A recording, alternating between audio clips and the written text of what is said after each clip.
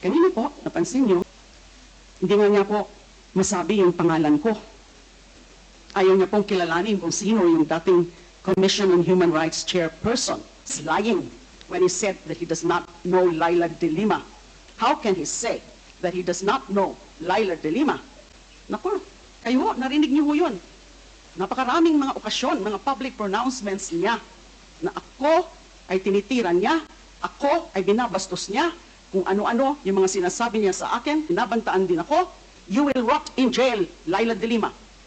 And isa pang naalala ko, nakita niyo rin po siguro yun, noon pong first SONA, di ho ba? Linapitan niya ako, kinamayan pa niya ako, so hindi niya ako kilala. Alam mo yan, for example, ni former ES Medialdea, na kilala ako, kilalang kilala ako ng dating mayor at ng dating Pangulo. So he is lying.